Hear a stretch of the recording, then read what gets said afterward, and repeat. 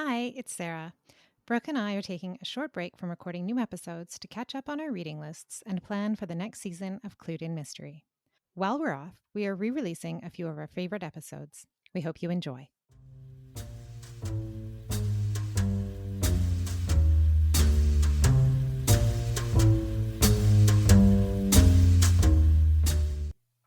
Welcome to the Clued in Mystery podcast. I'm Sarah. And I'm Brooke, and we both love mystery. So we're going to talk about Anna Katharine Green this morning, Brooke. I'm so excited to talk about another one of the early mystery writers and somebody that I didn't know a lot about until today. Yeah, I didn't know very much about her either. I will admit that I hadn't read anything of hers before we decided that we were going to do an episode about her. I mean, as with all of the people that we've talked about, I think we're probably just going to scratch the surface of what we can talk about in relation to her, but I'm looking forward to this. Me too. Before we get started today, I just wanted to share another one of our listener comments. We love to hear from you guys. So thank you so much for sharing with us either on Instagram or on our email address. But today I'm going to share a comment from Jana Rollins. She's another mystery author. And she says, I had to pop in and say how much I'm enjoying this podcast. I was a huge House fan, but never put the clues together to realize he was based on Sherlock.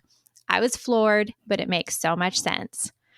And I was thankful to hear from Jana Rollins because I too never put the clues together, so I feel very validated. Thank you, Jana. And just a reminder to anyone, if you are a subscriber, that's wonderful. And think about maybe leaving a rating or a review because that really helps other people find the podcast. So this morning, I will tell you about the life of Anna Katharine Green. Anna Katharine Green was born on November 11th, 1846 in Brooklyn, New York.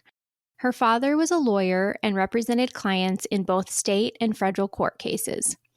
Her mother died during childbirth when Anna was just 3, so her eldest sister, Sarah, became her mother's sister for several years. Eventually, her father remarried, and her stepmother, Grace, was very supportive of the children's education and Anna's love of writing. Anna was allowed to go to college in 1863, and she attended Ripley College. It was there that she made the acquaintance of Ralph Waldo Emerson and decided she would become a poet. She graduated college in 1866 and returned to live with her family back in Brooklyn. In 1898, Anna sent some of her poems to Emerson for his opinion. Unfortunately, he was not impressed and did not encourage her to continue her work in poetry, and so she turned her attention to crafting a novel. Anna kept this project a secret from her family until it was finished. She was afraid that they would think it was silly or overly ambitious.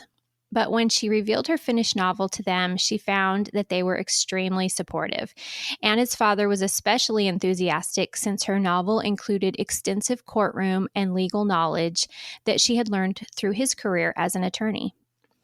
Her father was so proud, he arranged for her to meet George Putnam, who offered her a publishing contract for this novel entitled The Leavenworth Case.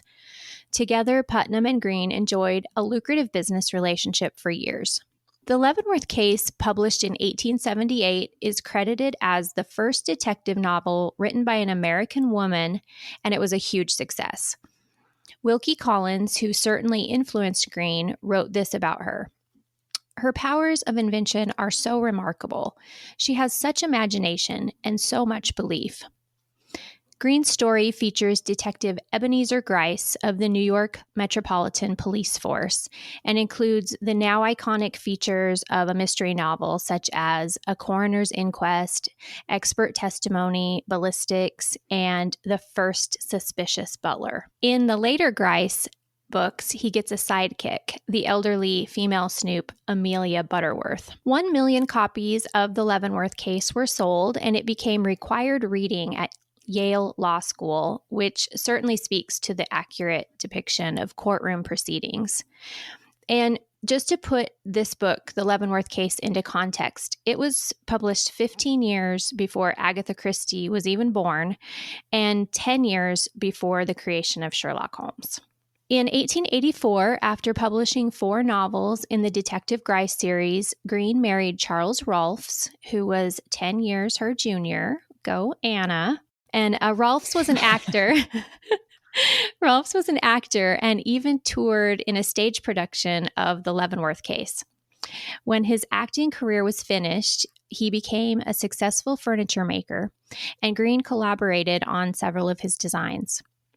They had 3 children together. Unfortunately, they outlived 2 of them after tragic accidents. Although none of her subsequent books ever reached the massive success of the Leavenworth Case, Green was a prolific author and supported her family with crime fiction. She died on April 11th, 1935 in Buffalo, New York at the age of 88.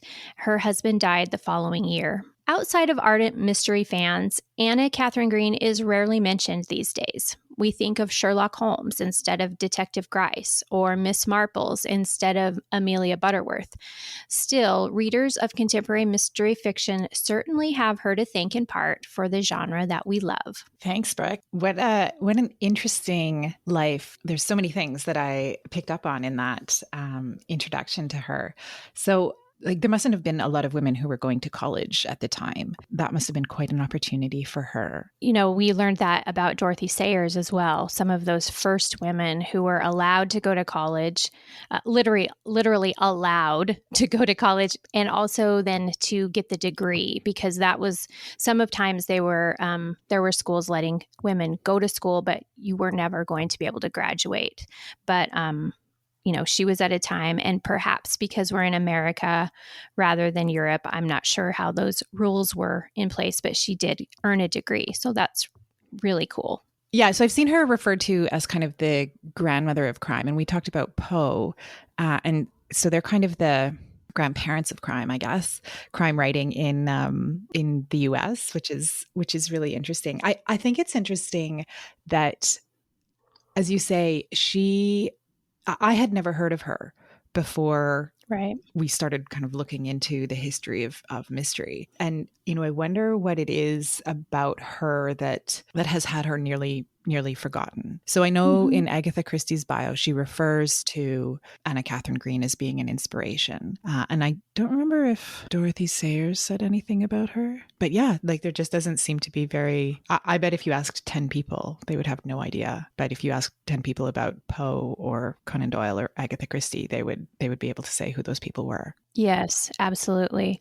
I wondered, here I'm referring to her location again, but I wondered if that was in part because she was American. And she also wrote about, rather than being an American author and still trying to write about European settings and people and places, she wrote about American locations and the way people talked in America and situations. But there again, I don't know if that's an excuse, because she was extremely popular in her time. Oh, for sure. To sell 1 million copies in the late 19th century would have been quite remarkable. And to be required reading at the law school, that's pretty incredible. I wonder if there's any contemporary fiction authors who would be considered required reading it at law school now. I know. And I thought, that she must have had a very accurate way of portraying the stories, and how those are some of the most difficult things in contemporary crime fiction. I just saw a conversation yesterday on Instagram between 2 people who write mysteries, and they were talking about, where do you draw the line, the liberties you take? Because in this particular author's story, the cops don't interact with the state police in an accurate way, the way it happens in the real world, quote unquote. And so they were kind of talking back and forth, is it okay to blur some of these things that happen in the real world in fiction? And, it came back to, it is just a story, and we're going to accept some things with grains of salt and move forward with the storyline. But because of those things, you're not going to read them in law school. So that just goes back again to how accurate and detailed her work was. She wasn't taking any of those liberties, the fictional liberties. Yeah. And you think about Doyle and how he wasn't particularly interested in the detail. He wanted the historical accuracy, but, was okay with continuity errors, right? That wasn't a big deal to him. So I have read the first part of the Leavenworth case. And I don't know, maybe 100 pages in, maybe not quite 100 pages in, but the first part is this coroner's inquest, and it is very detailed. Is it? Mm-hmm. I will attest to that. Yeah, it's very detailed. So much so that I can see why people, if they were given the option to read this book and something else, might choose something else, because it does, I think, maybe drag on a little bit longer than it needs to. But in what I've read of hers, you can see where she's planted the seeds for the genre, right? Yeah. There's the narrator, and he's sort of adjacent to the detective. I think he's a lawyer. This house locked room mystery, the coroner's inquest. There's the very detailed information about bullets and ballistic evidence. Yeah, you can see where all of those seeds have been planted, and how other future authors would have read that and said, "Oh, okay, I can do this. I can use this." That's interesting. I am going to finish reading the book, because I think it's interesting enough that it's capturing my attention. But there were a couple of points where I was like, okay, I think we could probably move on from.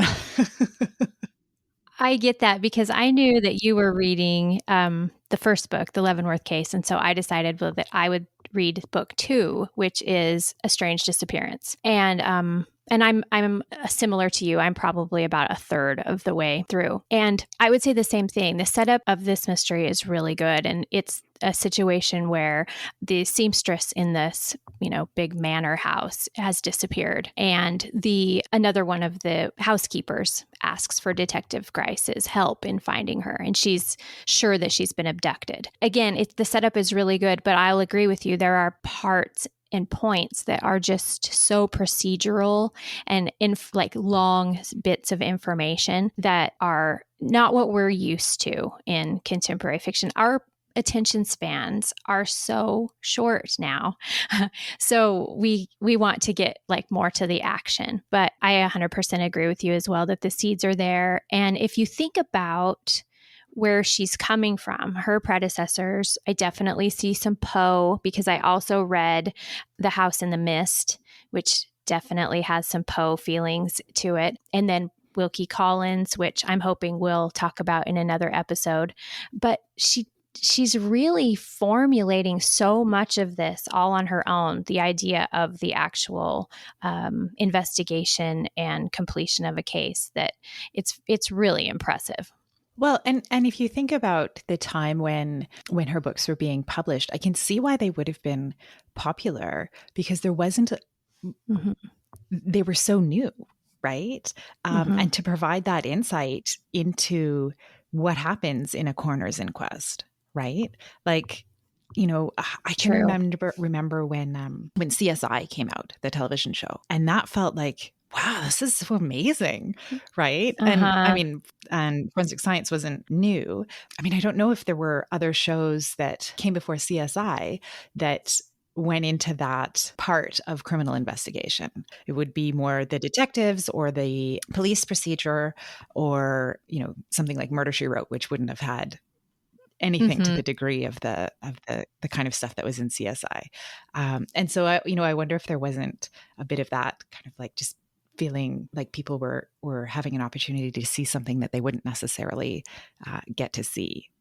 Yeah, kind of that voyeurism or the fly on the wall. You get to see this inside working. That's a really good point. And we're so used to it now that we forget that it didn't happen before. You didn't get to hear like the private conversations of the attorneys in the back room, or, the inner thoughts of the police force, that we're used to seeing that portrayed, but they weren't. It had to be so exciting.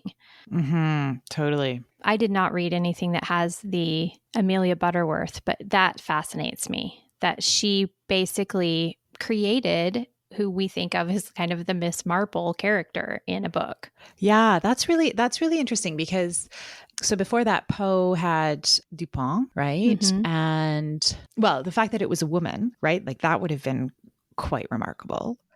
And an amateur. And An amateur. Yeah, thank you. That was what I was, that was the word I was looking for. So an amateur woman as the sidekick. So you can definitely draw a line from her work to a lot of what we see today in the mystery space. I read that part of the reason that Anna Katharine Green decided to add in Butterworth, because this was later in her series, is that she was having a difficult time because the police officers were very blue collar, very common people, so to speak. And it was hard for her to create situations or reasons that they could get themselves into, like kind of the upper class, more lush situations of these, upper class society people. And that's what readers really wanted. Speaking of the fly on the wall, they wanted to know what happened in these expensive homes and upper class families. So that was kind of a fun setting for the mystery. So she was trying to decide how she could do this. And so Miss Butterworth became this bridge as a way for him to have a lead in to some of these family situations. So I thought that was really interesting. And we still kind of do that or see that today, but sometimes it's in the reverse because we have this amateur sleuth and we're thinking, how in the heck, why would she be at a crime scene? She's a baker, whatever. So we give her, it almost happens opposite. We give her like the love interest of the police officer or something. And so it's her excuse to be in the world of murder mysteries. Yeah, interesting. A fascinating woman, I think. And, you mentioned that her husband was 10 years younger than her, and he was successful in his own right, which I think is really great too, right? That they both had their own interests to pursue and were well recognized for those. Right. So the other thing that I thought was really interesting was that she wrote in secret. And that is, I think, so common for writers, even still today, right? That, you've got this inspiration, you feel like, okay, I really want to get this story out, but I'm not going to tell anybody about it because I don't want them to laugh at me. I don't want them to think I'm, being frivolous with my time or whatever it is. And, I don't know if it was for her a little bit of imposter syndrome, or just because there weren't a lot of women who were writing at the time. But I think it's interesting that continues today, right? Like I wrote and didn't tell anybody about what I was doing. I think maybe Brooke, the same thing was for you, right? Yes. Like it was your secret project until it was ready. Yeah. Yes. When I read that about her, I actually thought about the conversation you and I had about that. There are still people in our lives that we just really don't bring it up to and we don't talk about it. Not that we're ashamed or embarrassed, but I think you're right. I think that there's a part that feels sort of frivolous or that they will think that it's not important. And that actually lends itself really good to something else I wanted to say about her, which was different than some of the other authors we've discussed, which is I don't feel like Green ever had this feeling that she needed to be writing something more important. She wrote mystery fiction and mysterious short stories for her entire career. She published gobs. You should look up her Wikipedia list of everything she published. She was very prolific. And unlike Sayers or Doyle, who we feel like they're always trying to do something more intellectual or literary, she didn't do that. Or if she was working on those things, they were not her impetus at all. She seemed to be very proud of doing this commercial, entertaining fiction. And I loved that about her. And I feel like I'd like to carry that torch for her. Yeah, I think that's wonderful. Sometimes I struggle with the idea that writing in mystery is not serious writing, right? Like there's this perception that it's not literary, it's not important. Yes. And so, yeah, I like that was the only thing that she did. And there's nothing wrong with people writing in multiple genres or wanting to do more what's considered more serious writing. But yeah, I like that too, that she stayed in that lane. Yeah, yeah. And when she realized that the people in her life were very supportive, then she kind of took it and ran with it. And I will also say that I think that's similar for you and I, that once we published those first books and realized, hey, people in our lives are really proud of us, it doesn't have to be a secret anymore. I agree. Yeah, what an interesting woman. Very. Well, so thanks, Brooke. This was really interesting, and I'm really glad that we took the time to learn a little bit about Anna Katharine Green and the very important role that she's played in mystery writing. Mm-hmm. Thank you for listening to the Clued In Mystery podcast. You can find us on Instagram at Clued In Mystery or visit our website at cluedinmystery.com. We'd love to hear from you. You can always send us an email at hello@cluedinmystery, and feel free to leave us a rating or review wherever you listen to your podcasts. Thanks for listening today on Clued In Mystery. I'm Brooke. And I'm Sarah, and we both love mystery. Clued In Mystery is written and produced by Brooke Peterson and Sarah M. Stephen. Music is by Shane Ivers. If you liked what you heard, please consider telling a friend, leaving a review, or subscribing with your favorite podcast listening app. Visit our website to sign up for our newsletter, The Clued In Chronicle, and get mystery news, podcast updates, and bonus episodes. We're on social media at Clued In Mystery.